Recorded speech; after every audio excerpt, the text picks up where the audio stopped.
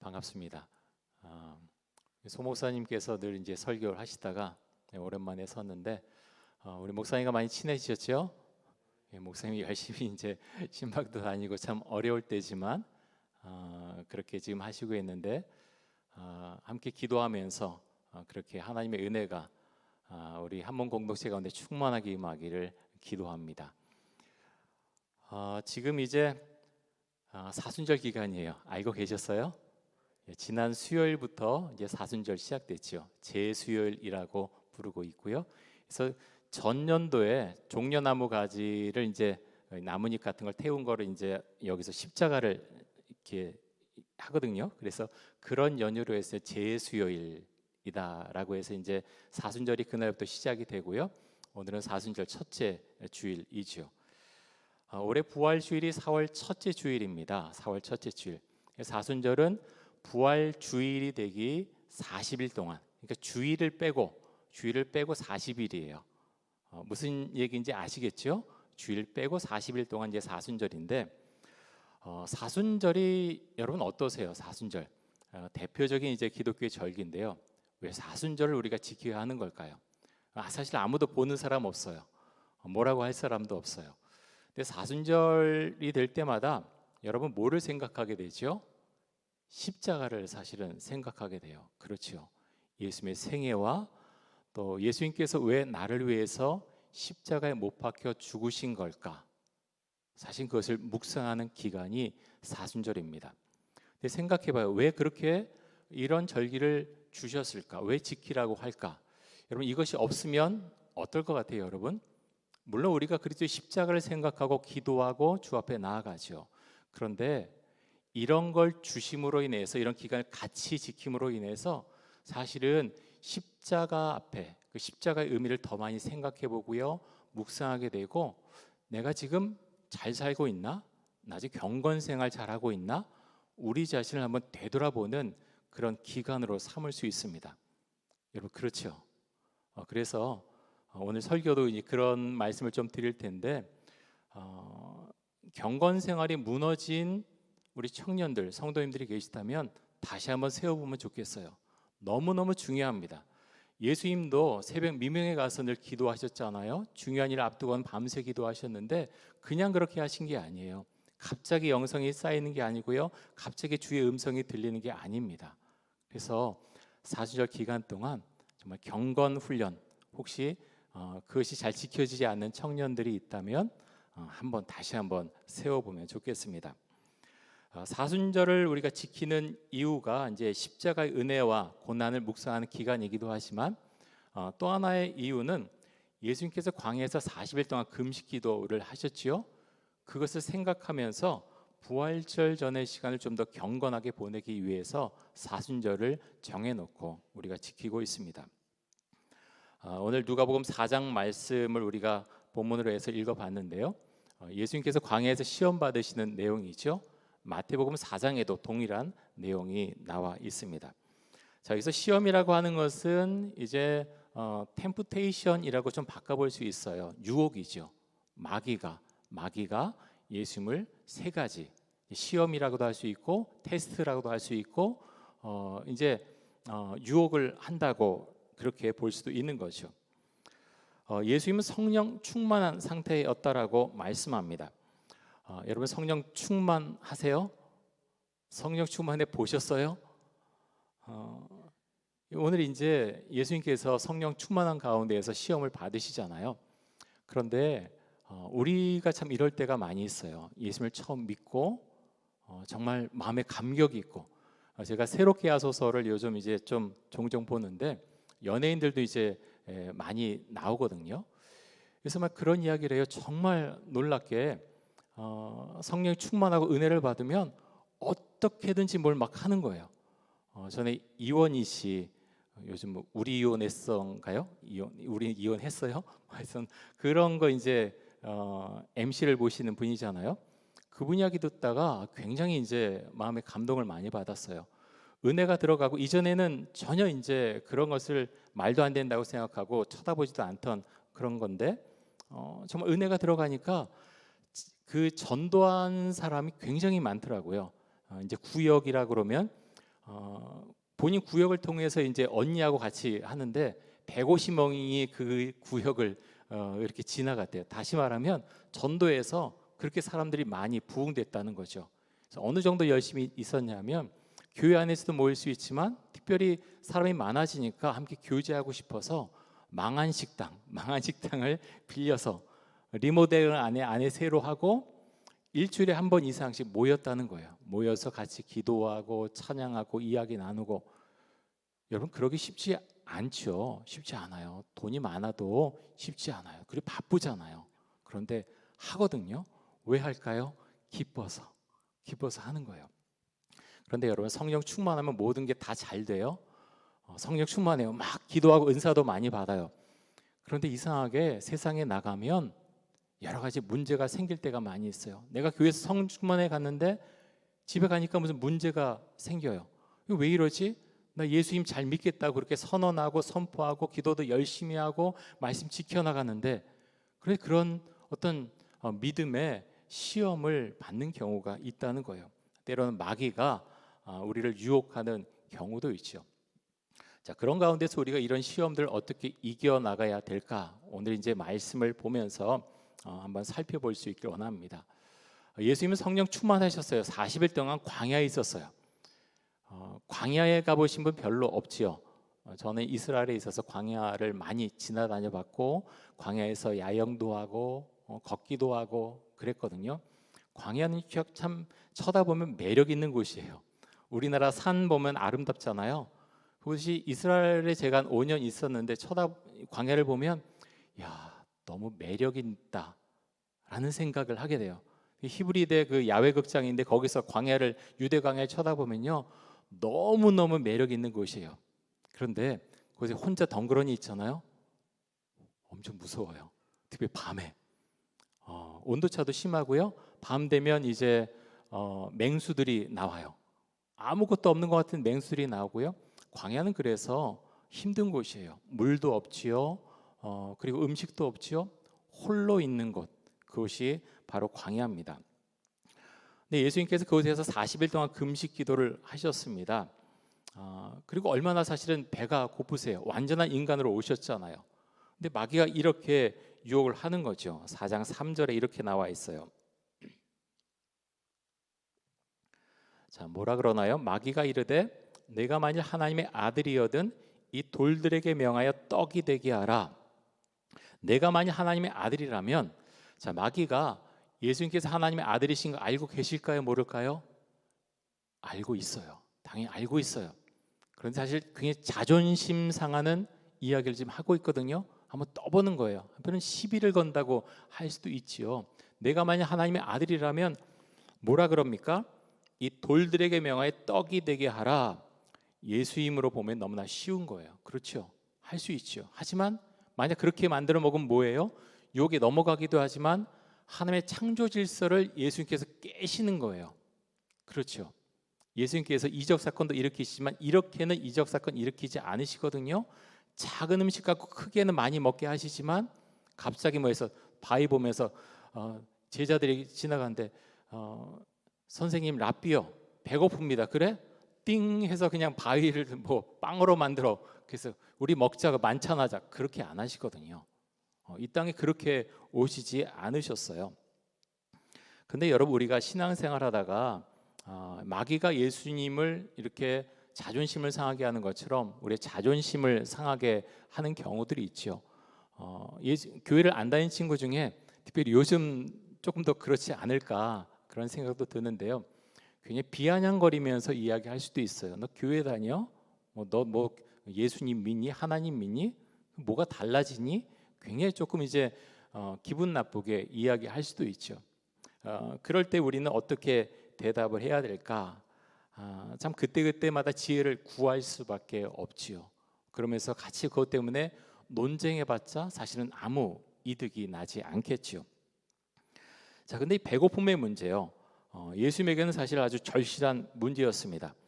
여러분 금식기도 좀 해보셨어요? 금식기도를 하면 물론 저도 40일 금식기도 저는 어려워요. 못할 것 같아요. 제 친구 동기 중에는 한 동기가 있어요. 같이 이스라엘에서 있던 동기 중에 한 동기는 와서 40일 금식기도 왜 그렇게 했냐 그랬더니 해보고 싶어서 그랬는데 사실 많이 어려웠지요. 심적으로 많이 어렵고 목회하면서 너무 힘들기도 하고 그래서 40일 이제 금식기도를 하는데 제 이제 친구 목사님 같은 경우는 차를 마시면서 금식기도를 했어요. 차 금식기도 뭐 그렇게 한 거를 이야기를 하더라고요. 또 한 동기 목사님은 20일씩 좀 나눠서 그렇게 금식기도를 했어요. 두 사람 다 체후가 좋았는데 금식기도 나고 보니까 좀 홀쭉하더라고요. 아주 그냥 다이어트를 제대로 하는 그런 경우인데, 그런데 여러분 금식기도 하면요 성령이 충만하면 배가 고파요 안 고파요? 배고파요. 성령 충만해도 배는 고파요. 왜 배가 안 고프겠어요? 자연적인 현상에 배가 고파요. 예수님도 엄청 배가 고프셨을 거예요. 그런데 그런 가운데서 떡을 만들어 먹어라. 이거는 엄청난 유혹이죠. 근데 예수님께서 그렇게 하지 않으십니다. 말씀으로 이런 유혹들을 이겨 나갑니다. 우리 청년들 어떠세요? 대학교 이제 공부하는 친구들도 쉽지 않고 학교 들어가서 이제 친구들도 사귀는 것도 참 어렵고 회사 들어가든 또 새로운 경쟁이 또 있잖아요. 굉장히 쉽지 않거든요. 그런 가운데에서 이제 계속 어떤 시험을 준비하거나 취업을 준비하거나 하면서 지쳐갈 수 있어요. 좀 먹고 살아야 신앙생활도 하지라고 말할 수 있거든요. 제가 우리 성도님들하고 좀 전화를 해도 여행업이나 그렇게 하신 분들 굉장히 어렵거든요. 정말 어려워요. 그냥 문을 닫아버렸잖아요. 사표를 낸 것도 아니에요. 그래서 나오는 것도 없어요.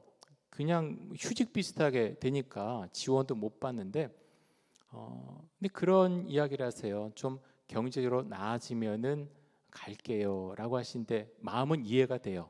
근데 여러분 그거 굉장히 중요해요. 우리 청년들도 같은 그런 순간에 놓일 수 있어요. 제가 한 가지 예를 좀 들어볼게요. 이스라엘 백성들이 광야로 이제 출애굽해서 광야로 나왔어요. 하나님께서 뭘 주셨지요? 만나를 주셨어요. 만나의 뜻이 뭐지요? 이것이 무엇이냐? What's this? 이것이 무엇이냐라는 뜻이거든요. 어쨌든 그 만나를 먹고 살았잖아요. 근데 질문 하나 할게요. 만나가 이스라엘 사람들을 살렸어요? 하나님이 이스라엘 사람들을 살렸어요? 하나님께서 만나를 주셔서 이스라엘 사람들이 살아남을 수 있었거든요. 우리가 그것을 잊어버려요. 우리 청년들 어려울 때 많죠. 저도 회사를 이제 오래 다니지 않고 잠깐 다녔는데 쉽지 않아요. 같이 생활하는 거 굉장히 어렵고요. 그러면서 실직하고 또 취업하는데 계속 실패하고 그러면 마음이 굉장히 위축되고 어려울 수 있어요. 이게 뭔가 예수 믿지 않은 청년들은 팍팍 잘 됐는데 난 뭐지? 라고 위축될 수 있어요. 근데 여러분 놓치지 말아야 돼요. 만나가 우리를 살리는 게 아니라 만나를 주시는 하나님이 나를 살린다. 이 고백을 여러분 잊지 않으면 좋겠습니다. 여러분 배고픈 거 쉽지 않아요. 배고프고 특히 이제 한참 일해야 되는데 직장 갖지 못하고 하는 거 잘 지내. 저도 그렇고 다 그럴 수 있어요. 그런데요, 본인의 마음은 무너져요. 힘들어요. 절망 가운데 들어가요. 우울할 수 있어요. 우울증으로 들어갈 수 있어요. 근데 여러분 그래도 놓지 않으면 좋겠어요. 가끔 그런 생각해요. 저도 청년 시절을 거쳤는데 지금 청년들 정말 어렵겠다 싶은 생각이 들어요. 그러면서 내가 그 상황이라면 난 어떻게 할까? 참 쉽지 않죠. 그런데 길은요 하나님 앞에 매달리는 것 외에는 없다라는 생각을 해요. 아무것도 안 하면서 기도만 하라는 이야기 절대 아니에요. 그렇지 않아요. 그런데 하나님 앞에 기도하면서 내 경건 생활을 이어가며 주 앞에 나아가면서 기도하고 찾는 것과 그냥 내 먹을 걸 찾아서 만나를 찾아서 그렇게 앞으로 막 나아가고 내달리는 것하고는 많이 달라요. 너무너무 달라요. 천지차이예요. 그 주님과 함께 내가 간다 생각하고 길을 꼭 걸어가시기 바래요. 저는 하나님께서 그렇게 매달린 청년에게 분명히 길을 열어주시리라 그렇게 믿습니다. 여러분 힘내시고요.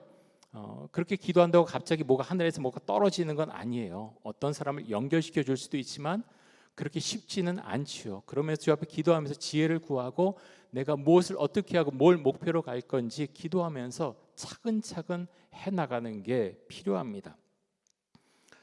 여러분 요즘 영적인 생활, 경건 생활을 어떻게 하고 계신지요? 고든 맥도날드 목사님이 쓰신 내면 세계 질서 영적 성장이라는 책이 있어요. 굉장히 오래된 책인데요. 제가 대학교 때 그때부터 베스트셀러가 됐던 그런 책인데 너무너무 좋은 책이에요. 그래서 여러분 혹시 아직 못 보신 분이 있으면 꼭 한번 보세요. 내면 세계의 질서와 영적 성장이라는 책인데 이 책에 보면 이런 이야기가 나와요. 스탠리 존스 선교사님이라는 분이 계세요. 인도에서 선교하셨던 선교사님이신데요.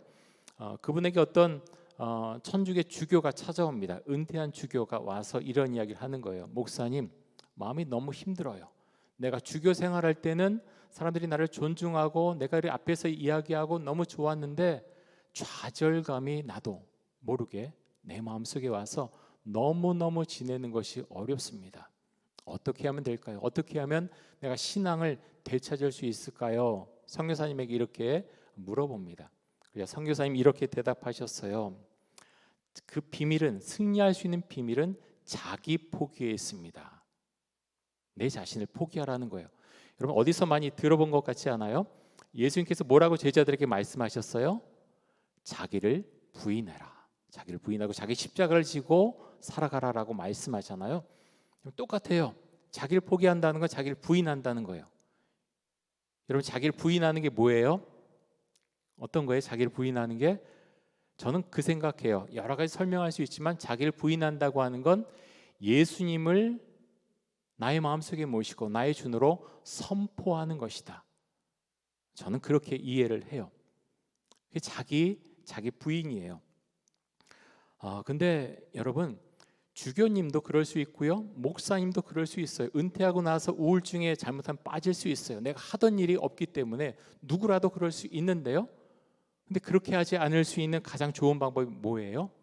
자기 포기, 자기를 부인하는 것. 다시 말해서 예수님을 내 마음의 주인으로 모셔오는 거예요. 어떤 겉으로 드러난 어떤 것에 더 초점을 두는 게 아니라 내 마음속에 예수님을 진정으로 모시고 그 주님과 함께 살아가는 것, 그것이 가장 중요하다는 겁니다.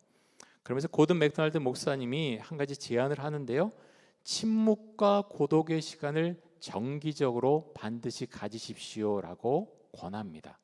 침묵과 고독의 시간. 다시 말하면 교회에서 새벽 기도 하잖아요. 그 시간일 수도 있고요. 아니면 요즘 못 모이잖아요. 카톡으로 새벽 설교를 보내드리는데 우리 몇 분이나 그렇게 시간을 내서 들으시니 잘 모르겠어요. 그런 걸 사실 이야기를 하는 거예요. 우리가 사는 세상 너무 바쁘지요. 소음으로 가득해요. 여러분 스마트폰 하루에 얼마나 사용을 하세요? 스마트폰이 우리에게 주는 유익도 있지만 해로운 것도 굉장히 많잖아요. 유튜브 유용하지만 잘못하면 해로울 수 있잖아요. 그런 소음들이 너무 많아요. 집 밖을 나서면 자동차, 지하철, 사람들의 말소리, 늘 소음 가운데 살아가는 게 사실 도시 생활이잖아요. 그래서 사람들은요 잘못하면 조용하면 무서워해요. 갑자기 이상하다고 내가 왜 이러고 있지? 자동적으로 TV라도 켜고요. 막 그렇게 뭔가 들려오길 원하는 거예요. 그런데 여러분 정말 주님과 좀 더 깊어지려고 하면 그런 것들을 꺼두는 게 필요해요. 고든 맥도날드 목사님은 침묵과 고독의 시간이다 이렇게 말씀하세요. 여러분 언제 하나님과 하루 중에 만나는 시간으로 여러분은 정하셨어요? 그 시간이 반드시 있어야 됩니다. 좀 오늘 시간 나서 좀 그렇게 한번 해보고 내일은 바쁘니까 관두고 그러면요 그런 경건 생활을 계속 이어갈 가능성이 거의 없어요. 잊어버려요. 나중에 잊어버려요. 바쁘고 이것도 해야 되고 저것도 해야 되고 그래서 밀려 버리는 거죠. 그래서 여러분 특별히 사순절 기간 그렇게 침묵과 고독의 시간을 반드시 회복하실 수 있기를 바랍니다. 이 시간이 굉장히 사실 졸린 시간이죠. 하품도 많이 나오고 마스크를 썼지만 하품 나오는 거 뭐 어쩔 수 없어요. 너무 피곤하기 때문에. 그래서 좀 좋으실 분들은 깜빡깜빡 잠깐 그렇게 좋으시고 바로바로 일어나셔서 말씀에 집중해 주시면 좋겠습니다. 자, 예수님께서 이제 두 번째 이제 시험 받으신 내용은 재물과 권세에 대한 그런 시험이죠. 누가복음 4장 5절에서 7절까지 한번 보겠습니다. 자, 이렇게 말씀하는데요. 마귀가 또 우리 같이 한번 읽을까요? 잠도 좀 깰 겸 같이 한번 읽겠습니다. 마귀가 또 예수를 이끌고 올라와서 순식간에 천하 만국을 보이며 이르되 이 모든 권위와 그 영광을 내가 내게 주리라. 이것은 내게 넘겨준 것이므로 내가 원하는 자에게 주노라. 그러므로 내가 만일 내게 절하면 다 내 것이 되리라. 여러분에게 마귀라고 밝히지 않아요. 하지만 뭔가 이상한 음흉한 음숭한 뭐 그런 분위기 속에서 그 영적인 분위기죠. 내가 나에게 절하면, 여기서 절한 경배한다는 얘기는요, 결국 주인으로 삼겠느냐라고 묻는 거예요. 예수 내가 나를 마귀가 참 웃기죠. 굉장히 이제 사실은 좋지 않은 그런 모습인데 나를 주인으로 그렇게 섬기겠다 그러면 내가 원하는 것, 눈에 보이는 것 다 주겠다라고 지금 이야기를 하는 거예요. 여러분에게 정말 어떻게 보면 신앙과 바꿔서 마음의 주인을 예수님 하는 대신에 뭐 대신 다른 걸로 바꿔서 여러분에게 정말 대단한 것, 많은 돈과 어떤 지위 이런 걸 주겠다 그러면 여러분은 어떻게 반응할 것 같아요? 한번 생각해 보세요. 사람들은 어떤 뭐 이상한 게 나오면 나도 뭐 그렇게라도 하면 좋겠다 그런 댓글 많이 달더라고요. 어떤 뭐 좋은 집 뭐 여러 가지 뭐 하면 근데 그렇게 해서 돈 버는 게 나쁘다는 이야기가 아니에요. 그런데 우리 사회 속에서 그렇게 그냥 유야무야 넘어갈 수 있다는 거죠. 실제로 많은 청년들이 직장 생활을 한 이후에 결혼한 이후에 교회 안 나오는 비율이 굉장히 높아요. 정말 그래요. 왜 그렇습니까? 주인을 바꾼 거예요. 마음속의 주인이 예수님이었는데 그렇지 않고 다들 그렇게 지냈는데 내가 좀 더 출세하고 뭐 이렇게 돈 벌고 나중에 예수님의 교회 위해서 쓸게요. 이렇게 말하는 사람들도 있어요. 거짓말이죠. 뭘 예수님 위해서 써요? 예수님이 언제 돈 달라 그러셨어요? 그렇지 않거든요. 그런데 우리가 그런 유혹을 당할 때 잘못하면 넘어갈 수 있다는 겁니다. 예수님은 하나님의 말씀으로 그런 유혹을 이겨내셨지요. 자, 예수님을 유혹한 세 번째 내용이 무엇인가 하면 성전 꼭대기에서 뛰어내려 봐라 이런 내용이었어요. 자, 누가복음 4장 9절에서 12절까지 한번 보겠습니다. 이것도 같이 한번 읽겠습니다. 또 이끌고 예루살렘으로 가서 성전 꼭대기에 세우고 이르되 내가 만일 하나님의 아들이거든 여기서 뛰어내리라.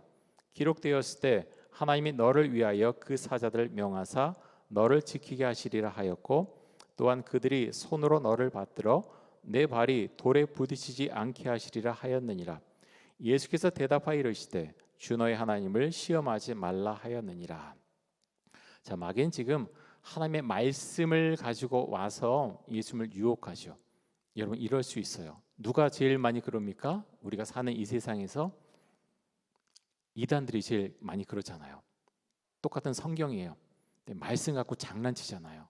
말씀 갖고 이상하게 해석하고 이상하게 적용하고 그 말씀 갖고 자기들의 목적을 이루는 데 사용하죠. 지금 마귀가 똑같은 행동을 지금 하고 있는 것이죠.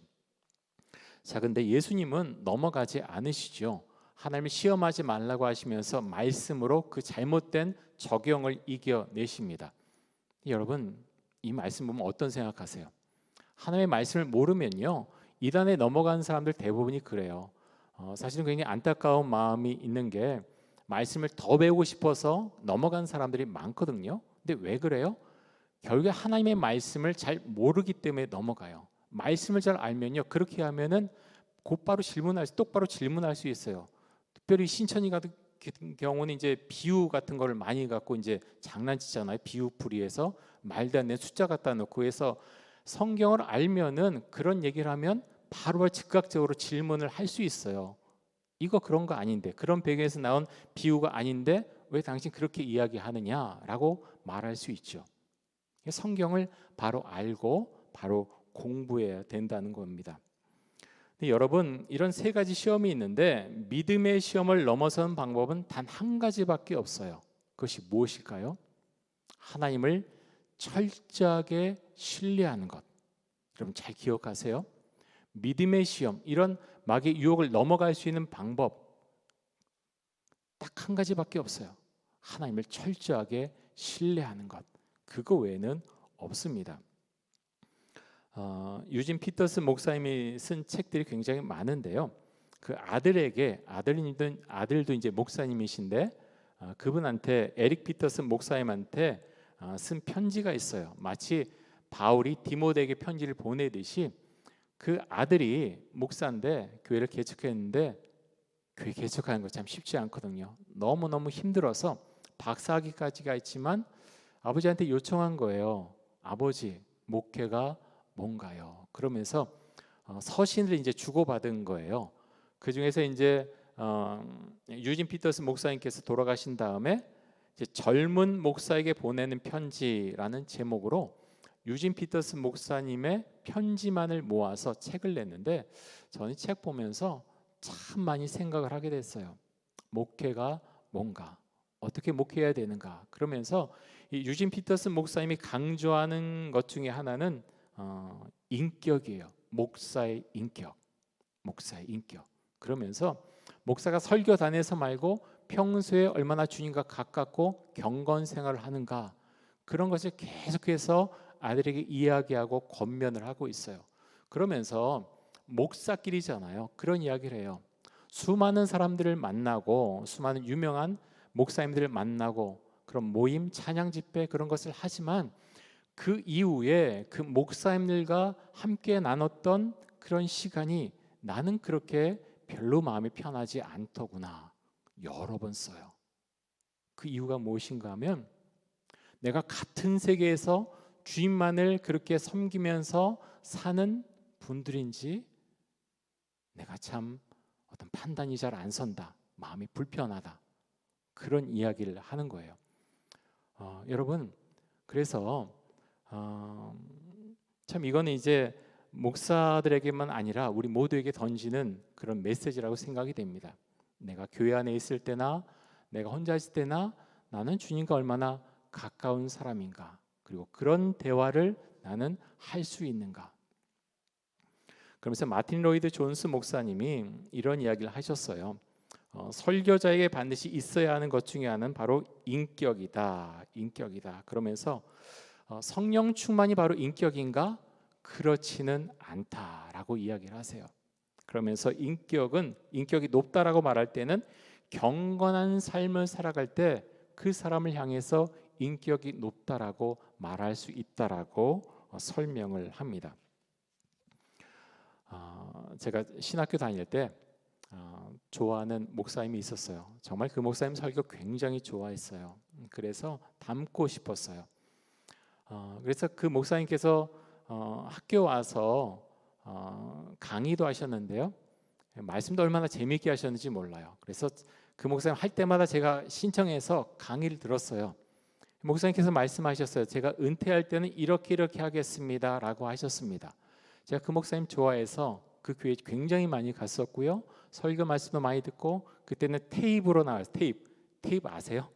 우리 이제 제가 어디까지 이제 아는지 몰라서 시대가 지금 너무 변해갖고 저희 때는 거의 다 테이프로 다 설교 같은 것도 이제 다 나왔고요. 그래서 테이프를 많이 사서 정말 많이 들었어요. 듣고 또 듣고. 그런데 어느 순간 듣지 않게 됐어요. 왜 그러냐면 목사님께서 은퇴하실 때 그 약속을 다 저버렸어요. 좀 보기 안 좋게. 일반 사람들은 얼마나 그렇게 했는지 모르지만 신학생들이 보기에, 목사가 된 제가 보기에는 정말 힘들었어요. 그 목사님만은 안 그럴 줄 알았는데 그렇게 이상한 모습을, 은퇴한 모습을 보고서 마음이 너무 상했어요. 그리고 그 목사님의 설교를 듣는 게 너무 힘들었어요. 그 다음부터 그 목사님 설교 안 들어요. 안 들려요. 왜 그런가요? 설교는요, 목사의 인격을 통해서 나갑니다. 그렇죠? 그래서 여러분들 중에 교인도 마찬가지고요. 제가 1, 2부 때도 그런 설교를 했는데 인격에 대해서 형편없다라고 생각하시는 분이 계시면 설교 안 들립니다. 들으면서 그렇게 너나 잘 살아라 라고 하면서 듣겠죠. 설교가 들리겠어요? 설교는요, 목사의 인격을 통해서 나아가는 거예요. 그래서 목사가 잘 살아야 되겠죠. 근데 제가 보면 이제 모든 사람에게 인기가 있는 그런 설교자는 사실 없어요. 언젠가 누군가는 비판 세력이 있기는 하지요. 그럼에도 불구하고 참 인격을 잘 갖춰 나가야 되겠다 생각을 하는데요. 이 말씀을 드리는 이유 중에 하나는 여러분 오늘 이제 시험에 대한 그런 내용이잖아요. 그러면서 사순절이기도 한데 인격은요 목사만 갖춰 나가는 건 아니에요. 우리가 왜 인격적인 사람이 되어야 될까요? 예수님께서 인격적인 분이셨어요. 여러분 알고 계세요? 성경 읽다 보면요 예수님은 정말 인격적인 분이셨어요. 내가 하나님의 아들이야 다 일렬로 서 그런 거 안 하시잖아요. 그런 거 안 하시거든요. 지금 뭐 스포츠계에서만 폭력 문제 나오고 그러는데 뭐 우리 대부분 사실 다 알고 있잖아요. 그렇게 서열정리하지 않으셨거든요. 인격적인 분이셨어요.